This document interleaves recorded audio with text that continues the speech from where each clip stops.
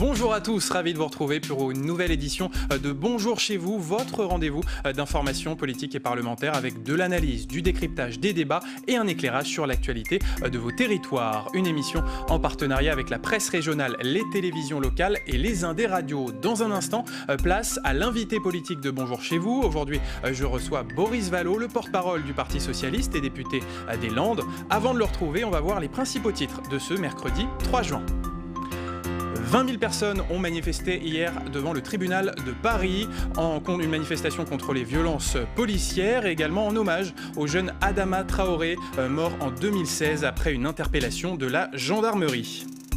Les élections municipales et les listes de candidats au second tour qui sont définitives. Dans plusieurs grandes villes, La République En Marche et les Républicains ont conclu des alliances pour battre la gauche. Et puis concernant ce scrutin municipal du 28 juin, le Sénat a autorisé hier le vote par correspondance, un vote interdit depuis 1975. Tout de suite, l'invité politique de Bonjour chez vous.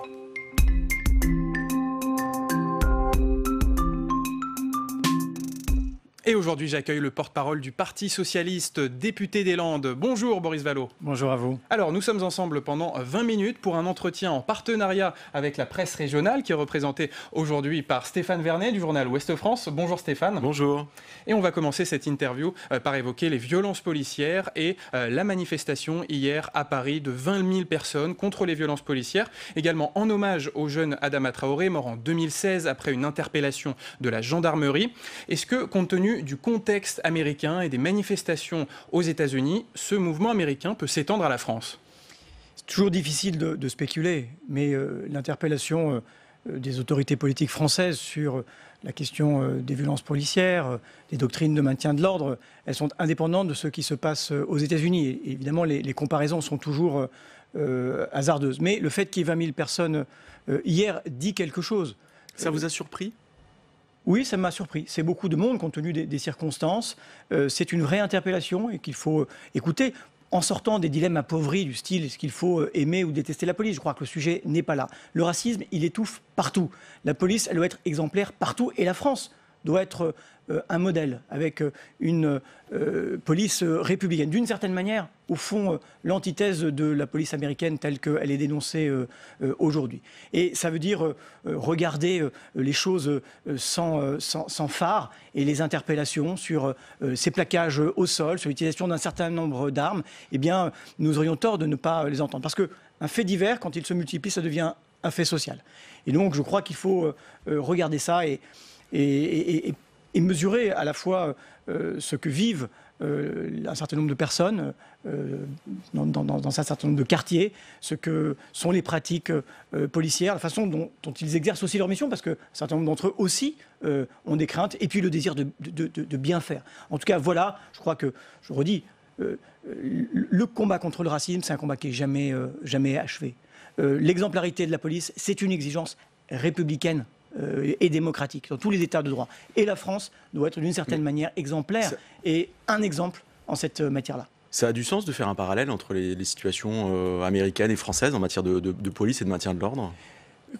Je ne connais pas suffisamment les États-Unis, mais je dis que évidemment, les comparaisons sont toujours hasardeuses, toujours incomplètes, parfois insuffisantes, d'autres fois excessives. Ce que j'observe aux États-Unis laisse totalement pantois, parce qu'il y a quelque chose de systémique après des décennies d'histoire de lutte pour les droits civiques. Ce qui n'est pas le cas en France. Et non, ce qui n'est pas le cas en France. Par contre, est-ce que c'est une dénégation sur un certain nombre de pratiques ? Oui, on l'a interpellé. En fait, c'est un problème de technique aussi. Il y a des choses qui, à mon avis, des pratiques et qui n'ont pas leur place. Lesquelles, par exemple ? Le plaquage ventral. Oui. Tout le monde le dit. Moi, je suis pas... Avec la mort de Cédric Chouviat lors d'une interpellation. Écoutez, on mesure bien que cette pratique, elle a des conséquences. Il y a des sujets de formation, il y a des sujets de doctrine, il y a des sujets d'armement, il y a des sujets de déontologie. Et puis, il y a... moi, je crois à la police républicaine. Je crois qu'elle est demandée par tous les citoyens et les policiers eux-mêmes sont des citoyens. Donc sortons des dilemmes appauvris, regardons les difficultés là où elles existent, avec des réalités objectives et qui sont ressenties par beaucoup dans leur chair. Vous voyez, il n'y a pas matière à polémique, il y a matière à travail. Quand le ministre de l'Intérieur, Christophe Castaner, affirme que la police protège de tout, y compris du racisme, c'est une réalité, c'est une vérité selon vous? Eh bien, je crois qu'il y a des efforts supplémentaires qu'il faut faire. Il ne s'agit pas de faire le procès de tel ou tel. Il s'agit de dire que le racisme étouffe partout et que c'est un combat jamais achevé, que c'est celui de tous les responsables politiques, c'est celui aussi de la police. Mais il n'y a pas de place nulle part, je pense, pour l'impunité. Boris Vallaud a parlé des élections municipales puisque ça y est, les candidats au second tour ont déposé leur liste définitive pour le scrutin du 28 juin. Les alliances locales se sont créées et dans plusieurs grandes villes, il y a des alliances entre La République En Marche et les Républicains, notamment à Bordeaux, à Lyon, à Clermont-Ferrand, à Strasbourg. Est-ce que ces alliances LREM-LR, elles clarifient le paysage politique?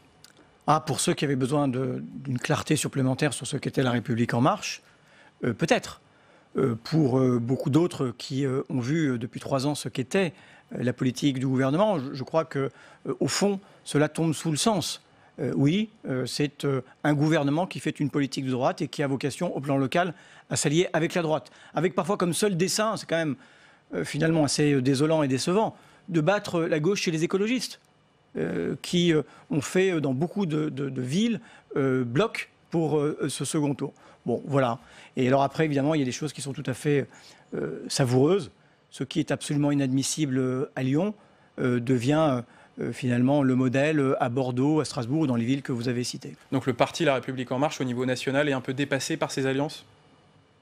Je crois que c'est dans son essence même, d'avoir brouillé les identités politiques.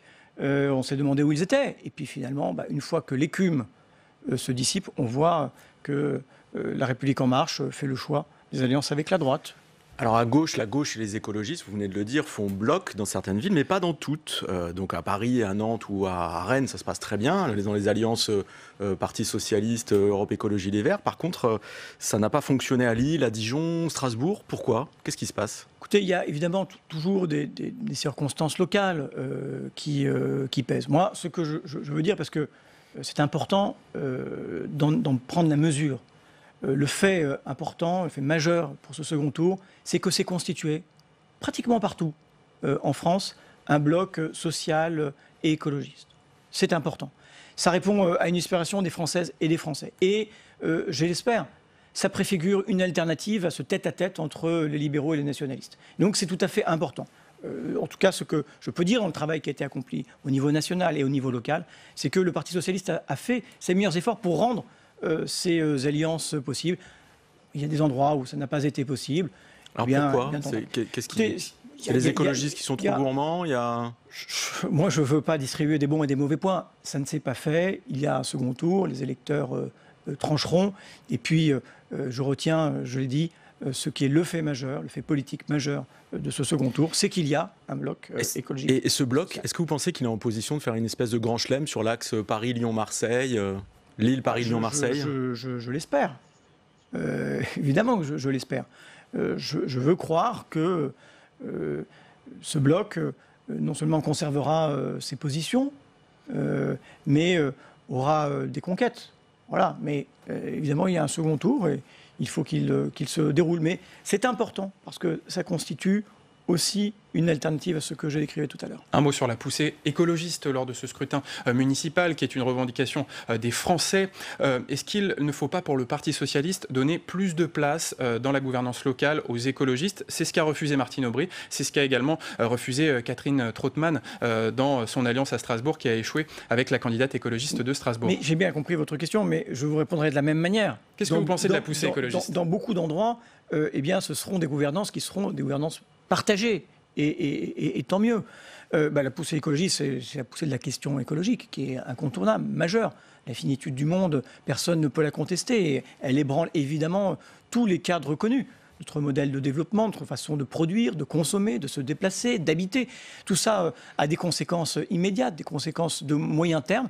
Et les Français s'en préoccupent. Et au Parti socialiste, le choix aussi de la constitution de ces blocs, c'est le fait de mettre la question écologique et la question sociale au premier rang des réponses que les Français attendent. Bon, l'épidémie de Covid-19 a changé beaucoup de choses, est en train de changer beaucoup de choses, y compris la façon de faire campagne, parce qu'il va falloir faire campagne pour ce deuxième tour, mais sans contact, sans aller sur les marchés, sans meeting. Comment est-ce que vous voyez les choses? Comment ça va se passer? C'est possible de faire avoir une campagne municipale numérique aujourd'hui? Oui, la campagne numérique, elle existe déjà, elle se déploie. On a bien vu d'ailleurs la façon dont on a travaillé depuis 2 mois et demi. Ça a été très dématérialisé, très intermédié par les webcams, etc. Bien sûr, c'est inconfortable. C'est inconfortable parce que rien ne remplace le contact direct. Rien ne remplace les moments d'interpellation, de confrontation, évidemment de fraternité et de communion dans ces moments de campagne. Est-ce que vous redoutez une forte abstention pour ce deuxième tour? Elle est évidemment à craindre. Elle est évidemment à craindre parce qu'il s'est passé beaucoup de temps entre le premier et le second tour. Mais ce que je crois que les Français savent, parce qu'ils l'ont vu au quotidien, c'est que le maire, c'est l'échelon de proximité de la démocratie du quotidien. Les maires ont été très mobilisés, ceux qui ont été prolongés ont été très mobilisés dans la gestion de la crise du Covid-19. On voit bien que c'est un échelon important et qu'il faut lui donner cette légitimité démocratique. Concernant le scrutin du 28 juin, le Sénat a voté en faveur d'une proposition de loi qui a autorisé au final le vote par correspondance. Est-ce que vous voterez pour ce vote par correspondance ? Oui, en effet, je crois qu'on est à un moment où il faut, précisément parce qu'il y a des questions potentiellement de participation, se donner tous les moyens d'un scrutin avec, j'allais dire, le plus de monde possible qui se rende aux urnes par tout moyen, y compris par le vote par correspondance. Et c'est notamment mon collègue sénateur Éric Kerrouche, sénateur des Landes, qui en a fait la proposition. Sortons de ces élections municipales pour aller au niveau national, au niveau politique. Vous avez signé il y a quelques semaines une tribune pour le rassemblement des forces de gauche et écologistes. Est-ce que ces élections municipales, justement, peuvent encourager une union de la gauche et des Verts au niveau national en vue de 2022 ? Oui, je crois que c'est une aspiration de beaucoup de Françaises et de Français. C'est une responsabilité pour beaucoup de responsables politiques, pardon de la tautologie. C'est un chantier auquel beaucoup s'attellent et qui, je crois, prospère. Il y a la nécessité d'un travail de fond. On l'accomplit les uns et les autres dans les fonctions qui sont les nôtres, à l'Assemblée, dans les collectivités locales, et puis en discussion entre les responsables et les partis politiques. Est-ce qu'un écologiste pourrait emmener cette union de la gauche? Écoutez, on verra. Vous savez, dans le moment où nous sommes, il faut se garder de position définitive. Je ne sais pas qui conduira quoi. Je pense qu'on a la nécessité pour constituer une alternative, pour que la question écologique et sociale, ces deux questions qui sont, j'allais dire, les deux piliers structurants de la vie politique et de l'action publique dans les prochaines années, soit une offre pour les Français au moment des scrutins à venir. On voit qu'il y a une dynamique, une volonté de retrouver en tout cas une dynamique à gauche, sauf que c'est une gauche qui essaie de se reconstruire sans les insoumis. Pourquoi vous en voulez pas ou ils veulent pas venir ou où est-ce que vous en êtes du dialogue avec eux? Écoutez, la porte est toujours ouverte. Donc c'est eux qui veulent pas venir. En plus, est-ce qu'on peut vraiment dire les insoumis? Il y a des tribunes, il y a des discussions qui se nouent avec un certain nombre de membres aussi de la France insoumise. Bon, moi, mais c'est compliqué, par exemple, voilà, au niveau des municipales, le cas de Toulouse, par exemple, où vous avez une candidate. Il y a d'autres endroits où ça s'est fait. Il y a d'autres endroits où ça s'est fait. Donc moi, je crois que les choses ne sont jamais définitives. Et je pense que nous avons en partage cette conscience qu'on ne peut pas laisser les Français dans une alternative qui est une alternative dont on a vu depuis 3 ans qu'elle est une impasse. Boris Vallaud, on va évoquer l'actualité parlementaire. Je rappelle que vous êtes député des Landes, une actualité parlementaire forcément marquée par la crise sanitaire. Et on a appris hier que le gouvernement envisageait de prolonger l'état d'urgence sanitaire qui va actuellement jusqu'au 10 juillet, une prorogation jusqu'en septembre. Est-ce que vous voterez pour cette prorogation de l'état d'urgence sanitaire?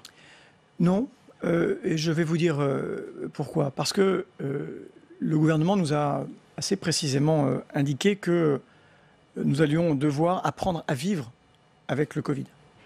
Et que, au fond, l'état normal de notre vie quotidienne serait avec la menace de ce virus, d'où le maintien d'un certain nombre de gestes barrières et de précautions sanitaires.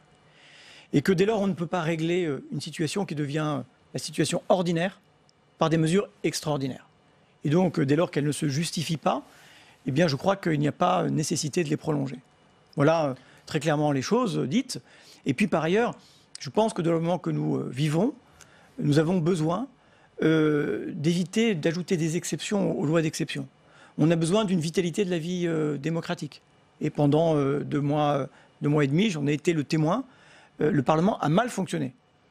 Je ne veux pas dire qu'il fonctionne bien par ailleurs et en temps normal.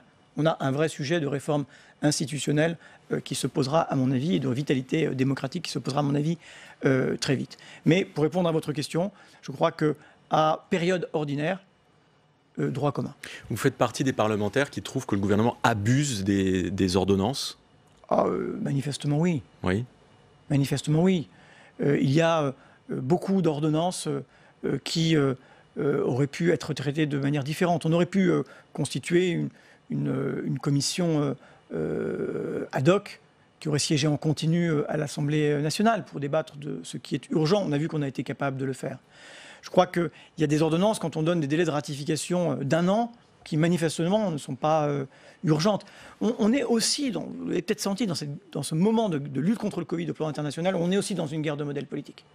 Et la démocratie doit faire la démonstration que, fidèle à ses valeurs, elle est au fond une arme puissante dans ces moments de crise. Concernant la solidarité envers les soignants, l'Assemblée nationale a adopté hier un texte pour permettre le don de congés au personnel soignant. La gauche de l'hémicycle a été très critique envers ce texte. C'est pourtant une bonne initiative.